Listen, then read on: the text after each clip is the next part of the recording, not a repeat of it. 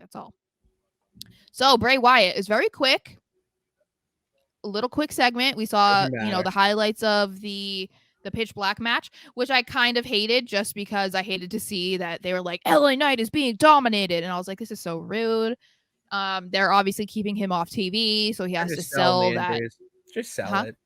No, Yeah, they're just. I'm agreeing with you. Yeah, they're just selling the injuries. And then we just see Bray sitting in a rocking chair, and then Uncle Howdy shows up and scares the living crap out of everybody with a jump scare. Thankfully, I knew that it was coming, so when I saw it, I was like prepared because I saw people talking about it last night. They're like, I didn't think I was going to have a jump scare watching SmackDown. But what do you think this means? What do you think? What do you think is going to happen next with Bray? Bray is going to be the ominous figure that looms over SmackDown. That's just what I think it's going to be, and someone who is, and that's why I don't want to put a prediction on one person that he's going to feud with because I don't want to go that specific. Mm-hmm. But I do believe that there is a way where we'll say like someone down on their luck, like can't find themselves, because it's all about reveling what you are. Yeah. Own who you are, you made mistakes and own it. And when we see a wrestler at that stage, that's where we're going to see Bray Wyatt feud with them. And that's the figure it's going to be. And I've been saying this for a long time, that Bray Wyatt is going to be the next Undertaker of this era. You need that dark, mythical, mysterious figure. And obviously you could say like Judgment Day, but that's dark in a different way.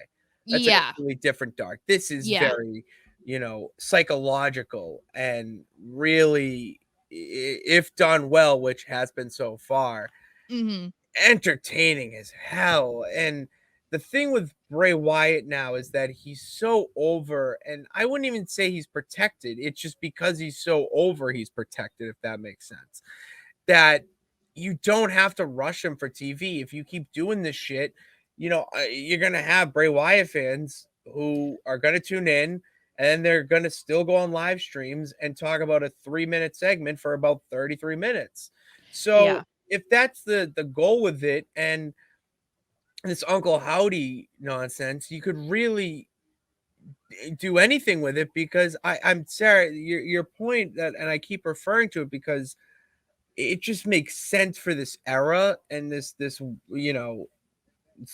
point of wrestling we're at, that Howdy could be Bo Dallas, obviously, but we might not know that until like years later in interviews where it's like, I dressed up as Howdy and I was helping Bray with this concept of Howdy's in his head, and it's just like it's a multi-personality thing, where I don't know if you've ever seen Moon Knight, but he deals with that personality disorder. For any fan or person watching who is a Marvel person and has seen Moon Knight, they deal with that dual personality type of thing. Maybe we could be seeing that with Bray Wyatt, and we'll see them team up, but it could be Bo Dallas one week, it could be up and coming wrestler, it could be an NXT person. A comparison I will, before I let you get your point, is I do want to say that I don't know if you remember, you know who Christopher Daniels is, the Fallen Angel. Yeah. I don't know if you knew, because I didn't know this till recently, but the wrestler Suicide in TNA, that was Christopher Daniels. Oh, really? I did not know that. I didn't either. So it could be something like that too, and that's where it gets so good, is because it's making you ask these questions and really get into that type of watching this, that side of watching the show, rather than just at the surface level.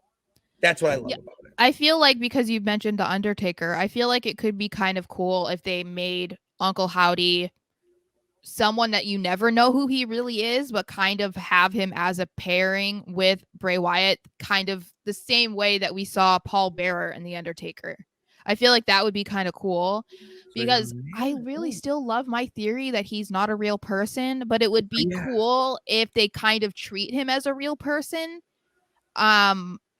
Because obviously we can physically see him. We can't pretend that LA Knight had someone jump through a table who wasn't really there.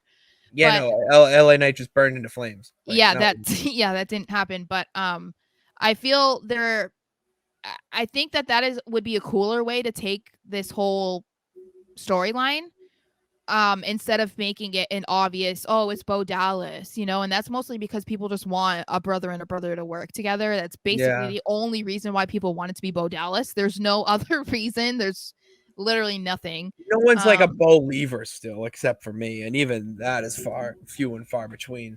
Yeah, I just don't. I'm not. I mean, it would be cool for a second, but I feel like that's it. I just think it would be kind of cool, like you said, if we never knew who Uncle Howdy was, and it just was like a big part of his storyline, but we kind of never figured it out. He was just more of the ominous figure, as you said, like just one part of why Bray Wyatt is that darker type of character. I think that would be a lot more intriguing, at least for me.